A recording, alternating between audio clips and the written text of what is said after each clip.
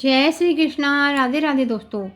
भाद्रपद के शुक्ल पक्ष की गणेश चतुर्थी के बाद ऋषि पंचमी का व्रत रखा जाता है और इस दिन सब ऋषियों की पूजा की जाती है। ऋषि पंचमी पर कश्यप ऋषि की जयंती भी रहती है और इस दिन महिलाएं परिवार की सुख शांति और समृद्धि के लिए व्रत रखती हैं। व्रत के दौरान ऋषि पंचमी व्रत की कथा भी सुनी जाती है। ऋषि पंचमी कोई त्योहार नहीं है बल्कि महिलाओं द्वारा सप्त ऋषियों यानी 7 ऋषियों को श्रद्धांजलि देने और रजस्वला दोष से शुद्ध होने के लिए रखा जाने वाला एक उपवास दिवस है। इसे ऋषियों को समर्पित एक विशेष व्रत के रूप में माना जाता है। इस दिन सप्त ऋषियों कश्यप, अत्रि, भारद्वाज, वशिष्ठ, गौतम, जमदग्नि और विश्वामित्र की पूजा की जाती है। ये 7 ऋषि ब्रह्मा, विष्णु और महेश के अंश माने जाते हैं और ये ही वेदों और धर्मशास्त्रों के रचयिता माने जाते हैं। माना जाता है कि इस व्रत को करने से सभी प्रकार के पापों से मुक्ति मिलती है और जीवन में सुख शांति आती है।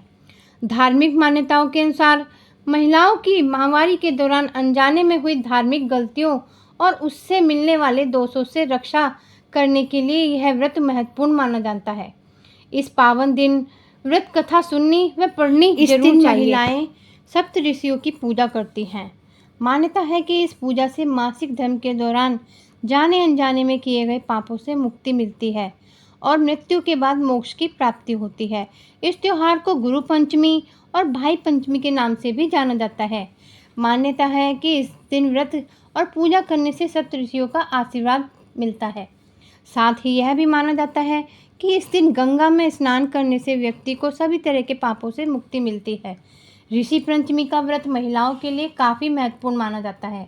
शास्त्रों के मुताबिक मासिक धर्म के दौरान महिलाएं 3 दिन तक अलग रूपों में बताया गया है। पहले दिन वह चांडालिनी और दूसरे दिन ब्रह्मघातिनी और तीसरे दिन धोबिन के समान अपवित्र मानी जाती है। इसके बाद चौथे दिन स्नान करने के बाद वे पवित्र हो जाती हैं। इस बीच जाने अनजाने में उनके जरिए किए गए पापों से मुक्ति पाने के लिए इस व्रत को रखकर विधिवत सप्त ऋषियों की ऋषि पंचमी की व्रत पर पूजा की जाती है। इस दिन सुबह जल्दी उठकर स्नान करना चाहिए और साफ कपड़े धारण करने चाहिए। इसके बाद पूजन कक्ष को गाय के गोबर से लीपकर वहां सप्त ऋषि और देवी अरुंधति की मूर्ति या चित्र बनाने चाहिए। इसके बाद इस स्थान को कलश स्थापित करना चाहिए। स्थापना के बाद कलश की हल्दी, कुमकुम, चंदन और फूल और चावल से पूजन करना चाहिए। अंत में ऋषि पंचमी की कथा सुननी चाहिए तथा 7 पुरोहितों को सप्तऋषि मानकर भोजन कराना चाहिए। भोजन के बाद उन्हें दक्षिणा दें और पूजा संपन्न होने के बाद गाय को भी भोजन कराना चाहिए। आइए सुनते हैं ऋषि पंचमी की पहली व्रत कथा।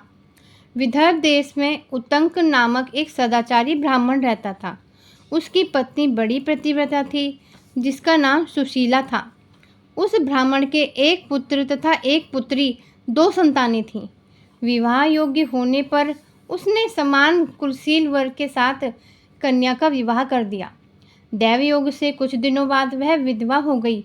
दुखी ब्राह्मण दंपति कन्या सहित गंगा तट पर कुटिया बनाकर रहने लगे। एक दिन ब्राह्मण कन्या सो रही थी कि उसका शरीर कीड़ों से भर गया। कन्या ने सारी बात माँ से कही। माँ ने पति से सब कहते हुए पूछा, प्राणनाथ, मेरी साध्वी कन्या की यह गति होने का क्या कारण है? उत्तंक ने समाधि द्वारा इस घटना का पता लगाकर बताया, पूर्व जन्म में भी यह कन्या ब्राह्मणी थी। इसने रजस्वला होते ही बर्तन छू दिए थे। इस जन्म में भी इसने लोगों की देखा देखी ऋषि पंचमी का व्रत नहीं किया, इसलिए इसके शरीर में कीड़े पड़े हैं। धर्मशास्त्र मानता है कि रजस्वला स्त्री पहले दिन चांडालिनी, दूसरे दिन ब्रह्मघातिनी तथा तीसरे दिन धोबिन के समान अपवित्र होती है। वह चौथे दिन स्नान करके शुद्ध होती है। यदि वह शुद्ध मन से अब भी ऋषि पंचमी का व्रत करे तो इसके सारे दुख दूर हो जाएंगे और अगले जन्म में अटल सौभाग्य प्राप्त करेगी। पिता की आज्ञा से पुत्री ने विधि पूर्वक ऋषि पंचमी का व्रत एवं पूजन किया। व्रत के प्रभाव से वह सारे दुखों से मुक्त हो गई। अगले जन्म में उसे अटल सौभाग्य सहित अक्षय सुखों का भोग मिला। आइए अब सुनते हैं ऋषि पंचमी की दूसरी कथा। सतयुग में विदर्भ नगरी में क्षेनचित नामक राजा हुए थे। वह ऋषियों के समान थे। उन्हीं के राज में एक कृषक सुमित्र था। उसकी पत्नी जयश्री अत्यंत पतिव्रता थी। एक समय वर्षा ऋतु में जब उसकी पत्नी खेती के कामों में लगी हुई थी तो वह रजस्वला हो गई। उसको रजस्वला होने का पता लग गया, फिर भी वह घर के कामों में लगी रही। कुछ समय बाद वह दोनों स्त्री पुरुष अपनी अपनी आयु भोगकर मृत्यु को प्राप्त हुए। जयश्री तो कुतिया बनी और सुमित्रा को रजस्वला स्त्री के संपर्क में आने के कारण बैल की योनि मिली, क्योंकि ऋतु दोष के अतिरिक्त इन दोनों का कोई अपराध नहीं था। इसी कारण इन दोनों को अपने पूर्व जन्म का समस्त विवरण याद रहा। वे दोनों कुतिया और बैल के रूप में उसी नगर में अपने बेटे सुचित्र के यहाँ रहने लगे। धर्मात्मा सुचित्र अपने अतिथियों का पूर्ण सत्कार करता था। अपने पिता के श्राद्ध के दिन उसने अपने घर ब्राह्मणों को भोजन के लिए नाना प्रकार के भोजन बनवाए। जब उसकी स्त्री किसी काम के लिए रसोई से बाहर गई हुई थी तो एक सर्प ने रसोई की खीर के बर्तन में विष वमन कर दिया। कुतिया के रूप में सुचित्र की माँ कुछ दूर से सब देख रही थी। पुत्र की बहू के आने पर उसने पुत्र को ब्रह्म हत्या के पाप से बचाने के लिए उस बर्तन में मुंह डाल दिया।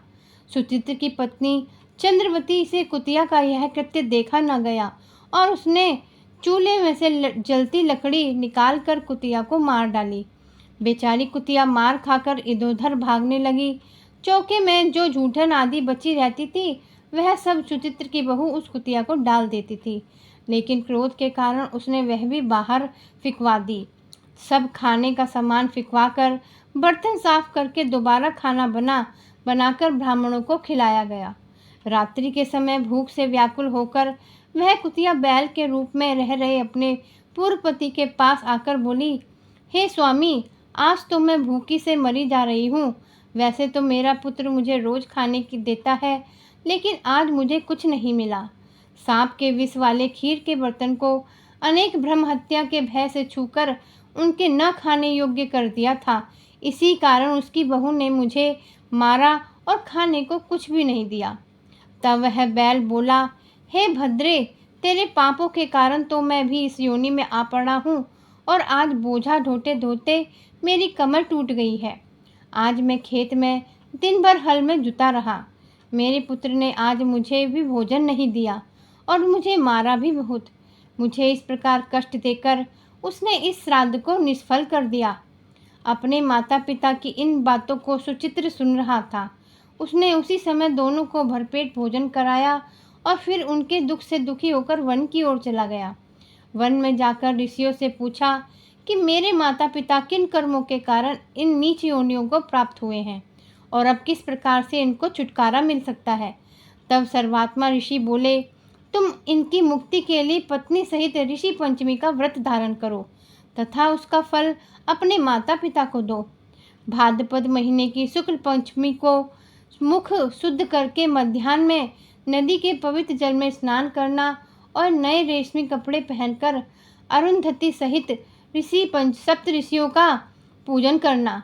इतना सुनकर सुचित्र अपने घर लौट आया और अपनी पत्नी सहित विधि विधान से पूजन कर व्रत किया।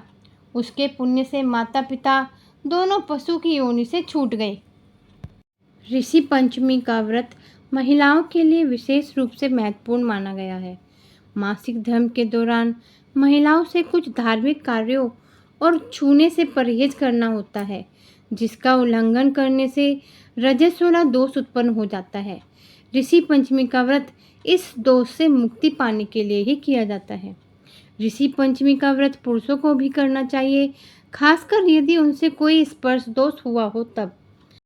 आशा करती हूँ आपको यह कथा अच्छी लगी होगी।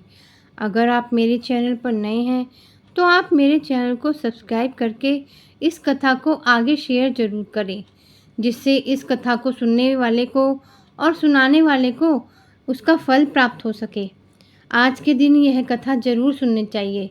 ऋषि पंचमी पर यह कथा ज़रूर सुने और अपने संबंधियों को आगे शेयर ज़रूर करें। जय श्री कृष्णा। राधे राधे।